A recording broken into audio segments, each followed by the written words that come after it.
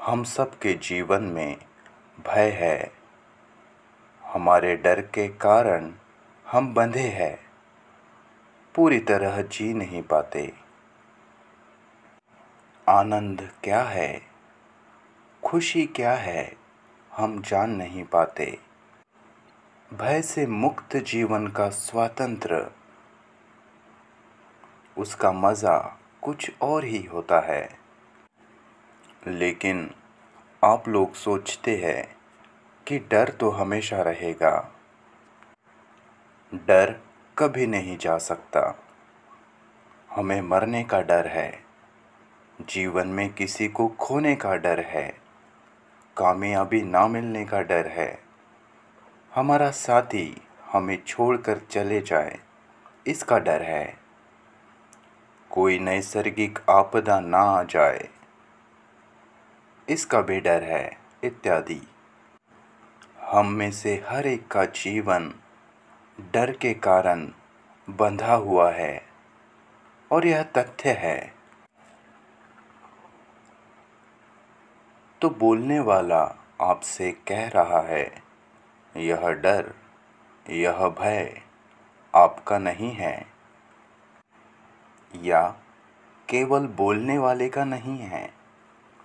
यह केवल हमारा अपना अपना खुद का अलग अलग भय नहीं है। यह भय है जो पूरी मानव जाति का है। यह जो डर है, यह पूरी मानव जाति का डर है और हम इसे हमेशा के लिए मिटा सकते हैं। हम इसे हमेशा के लिए ख़त्म कर सकते हैं, वो भी एक ही झटके में, एक ही क्षण में। वक्ता जो बोल रहा है, इसका स्वीकार या अस्वीकार ना करें।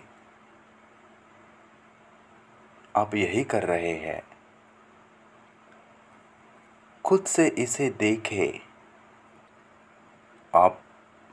आप मुझे मार डालो या मेरी पूजा करो, दोनों समान हैं, दोनों एक ही बात है। तो डर को आपको अभी इसी वक्त समझ के ख़त्म करना होगा। अभी नहीं तो कभी नहीं। अभी अगर आप इसमें पूरा नहीं उतरते तो कल भी आप इसे आज की तरह ही अधूरा ही करोगे। आज की तरह अधूरा ही रहने दोगे। यह क्षण सबसे ज़्यादा महत्व रखता है और यह बहुत गंभीर है, मजाक नहीं है। तो जब हम कहते हैं कि मुझे डर है कहीं ऐसा ना हो जाए, कहीं उसे पता ना चल जाए, तो इसमें हमारे पास समय होता है, वक्त होता है। हमें समय के साथ, समय के भीतर भय लगता है। बराबर, भय हमें समय के साथ लगता है। केवल मेरे शब्दों को सुनकर आप मुझसे जुड़ नहीं सकते। आपको सुनते समय सब भुलाकर जो भी इस क्षण में है, इस क्षण में आपको मैं बता रहा हूँ, उन शब्दों का इस्तेमाल करके मैं किस तरफ इशारा कर रहा हूँ, उसे आपको अपने भीतर देखना है, करना है। सुनते समय बोलने वाला और सुनने वाले दोनों मौजूद नहीं रहते, केवल सुनना ही मौजूद रहता है। यह कोई प्रवचन या भाषण नहीं है, ना ही यह कोई धार्मिक सत्संग या मनोरंजन है। आप पूरी तरह नहीं सुनोगे या अपनी मान्यताएं और पहचान के दायरे में रहकर सुनोगे तो आपको यह बोर लगेगा। आप जल्दी ही मेरे बातों से ऊब जाओगे। तो भूलिए मत कि आप पर भी जिम्मेदारी है। आपको कोई परीक्षा पास करनी है ताकि आप अच्छा पैसा कमा सके, अच्छा घर ले सके इत्यादि। अगर मैं यह नहीं कर सकता, अगर मैं यह नहीं कर पाऊँ, अगर मैं परीक्षा पास नहीं कर पाऊँ, यह विचार आते ही आपको भय पकड़ लेता है। जब आप सोचते हो कि अगर मैं फेल हो जाऊँ, तब आपको भय पकड़ लेता है, बराबर। अगर आप नहीं कर पाए तो वह डर होता है। लाखों सालों से किसी न किसी रूप में भय हमें पकड़े ही रहा है। हम सब अभी भी डर के साथ जी रहे हैं, यह वास्तविकता है।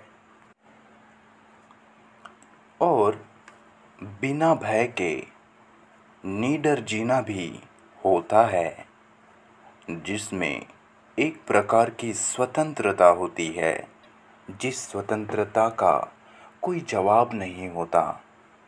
यह कमाल की होती है।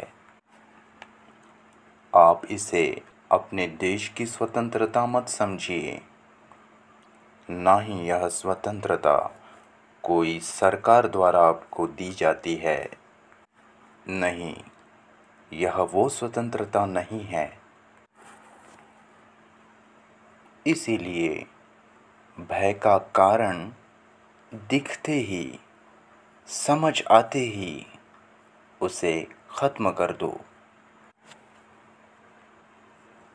पहले अपने विचार की पूरी प्रक्रिया को देखो, उसे समझो, उसकी जड़ तक जाओ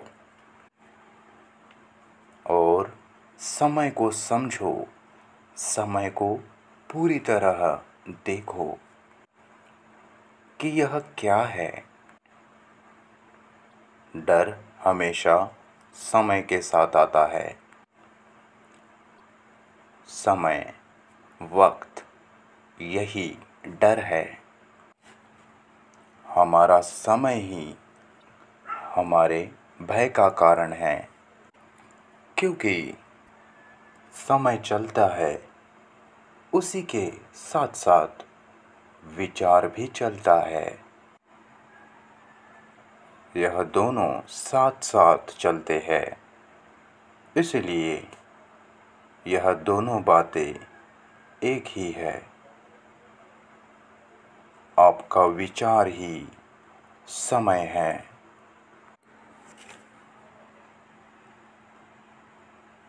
क्या आप मेरी बातों को समझ पा रहे हैं?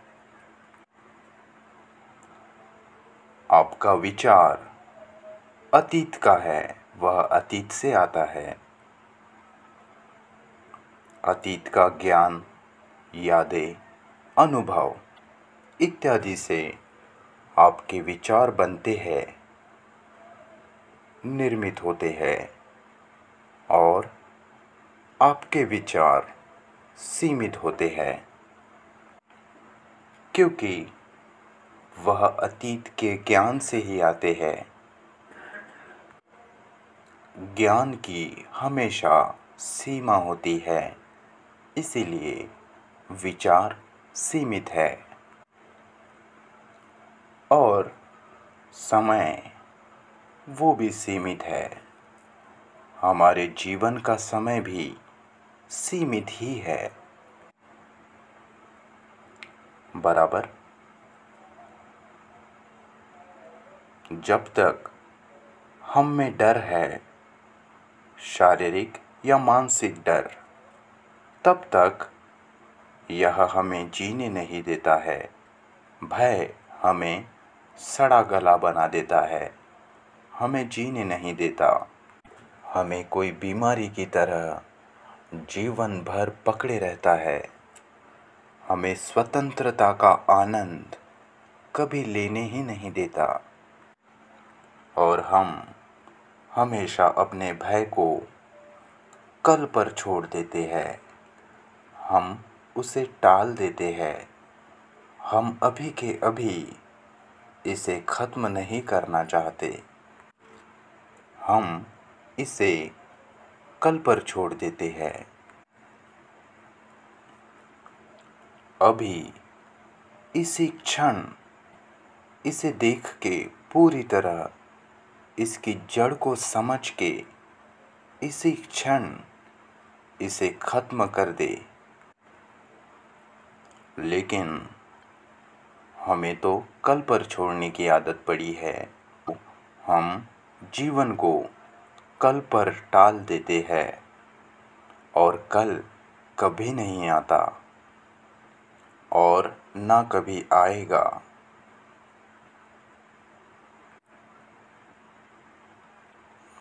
क्या आप लोगों में से कोई मेरी जगह या मेरे साथ आके बैठना चाहेगा? मैं सच में आपसे पूछ रहा हूँ। अगर किसी को मेरे स्थान पर आके बैठना है तो खुशी से आइए, क्योंकि आप में और मुझ में कोई फ़र्क नहीं है।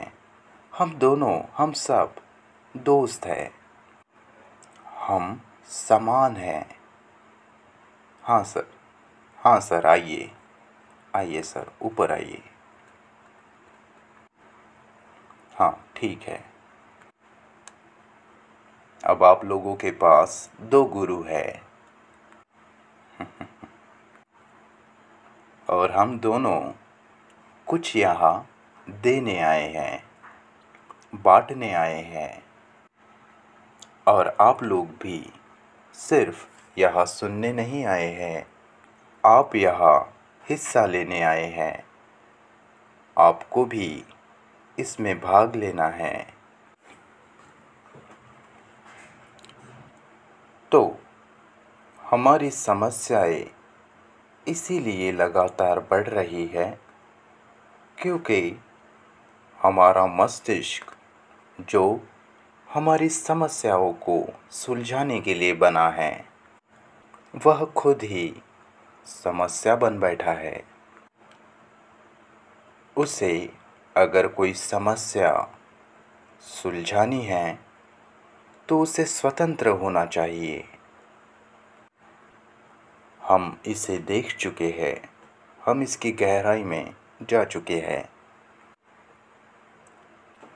हमने यह भी देखा कि विचार ने मानव जाति में विभाजन लाया है, जिसके कारण हिंसा, युद्ध होते आए हैं, हो रहे हैं।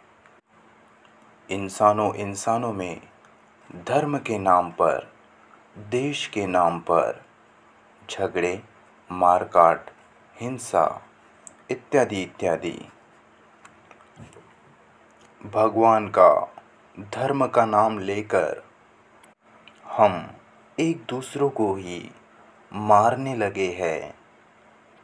पूरी की पूरी मानव जाति पूरी तरह विचारों में भटक गई है, उलझ गई है और हमारा मस्तिष्क भी विचार का शिकार बन गया है। जिस मस्तिष्क का, जिस दिमाग का काम समस्याओं को सुलझाना था, वह खुद ही एक समस्या बन बैठा है।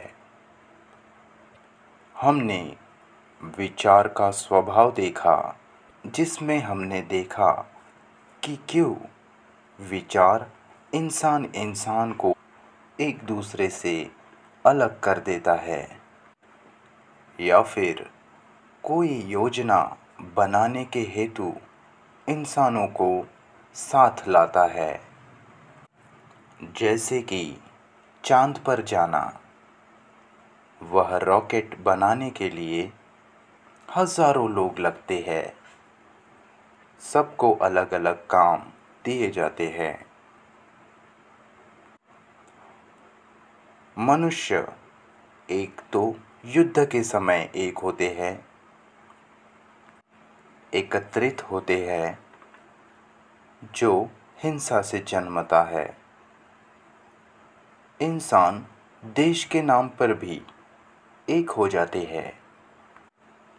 हम सभी राष्ट्रीय मुद्दों पर साथ आ जाते हैं, या फिर कोई सुनामी या भूकंप, कोई भी नैसर्गिक आपदा, ऐसे समय हम एक हो जाते हैं, हम साथ आ जाते हैं, इत्यादि। इसके अलावा हम कभी साथ नहीं आते, हम एक नहीं हो पाते। अभी इस सुंदर सवेरे हम यहाँ एक साथ आए और एक साथ मिलकर ऊर्जा जमा करें, एकत्रित करें, ताकि हम सारी समस्याओं को साथ मिलकर सोच पाए, देख पाए। मेरे साथ साथ आप सब भी साफ साफ सोच पा रहे हो। हमें हमारे मस्तिष्क को स्वतंत्र करना है, ताकि वो जीवित हो जाए। उसे जंग लग गया है। हमें मिलकर इस मस्तिष्क में जान डालनी है, उसे जीवंत करना है।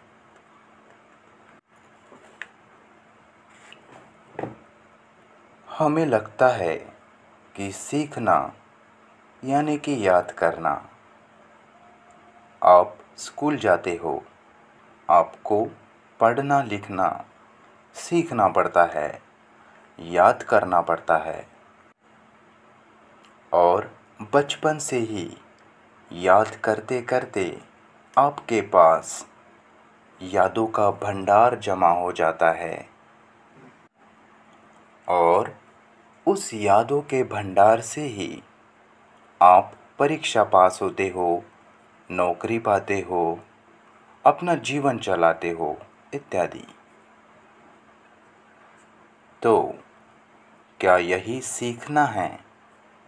क्या इसके अलावा कोई अलग तरह का सीखना भी हो सकता है? क्या शिक्षित होने का कोई दूसरा तरीका भी है? यहाँ मेरे सामने मेरे बहुत अच्छे अच्छे दोस्त भी बैठे हैं, जो बहुत अच्छे अच्छे फिलोसोफर्स हैं। तो क्या है सीखना, और क्या सीखने का कोई दूसरा तरीका भी हो सकता है, जो केवल याद करना ना हो? सीखने में याद करना ना हो, क्या ऐसा कोई सीखना है? क्या आप लोगों ने कभी इस पर सोचा है, इस पर विचार किया है? हमारा मस्तिष्क, हमारा दिमाग बचपन से ही याद करते आया है। इसका मतलब आपका मस्तिष्क पूरी तरह यादों से भरा है, और यादें बनती ही जा रही है, जुड़ती ही जा रही है, बराबर। तो ये यादें जो हर पल जमा होती जा रही है, जुड़ते जा रही है, और आपको थोड़ा बहुत होश में और जागृत रखती है। आप जितना जितना सीखते जाते हो, उतना ही यादें जमा होती जाती है, उतनी ही यादें एकत्रित होती जाती है। तो हम दोनों सर सर क्या आप मेरे साथ हैं? तो हम दोनों आपसे पूछ रहे हैं कि क्या ऐसा सीखना हो सकता है जिसमें याद करना या याद रखना ना हो। हमारा मस्तिष्क हर चीज़ को अंकित कर लेता है, याद कर लेता है और हर चीज़ को अपने भीतर संग्रहित करते जाता है। हर घटना, हर याददाश्त, हर अनुभव इत्यादि। जब आपको चोट लगती है तब वह अनुभव, उसका दर्द हमारे मस्तिष्क में छप जाता है और उसी से विचार बनता है जो समय के साथ चलता है, जिसमें समय है और इसी आधार पर भय जन्म लेता है और इनके आधार पर ही भय निर्मित होता है, डर का जन्म होता है। तो समय और भय क्या एक नहीं है? और क्या हम बिना यादों के, बिना समय के, बिना विचार के कुछ भी सीख सकते हैं? और क्या हम बिना विचार या बिना समय के कुछ सोच सकते हैं? और क्या हम बिना समय के, बिना यादों के क्या कुछ सीख सकते हैं?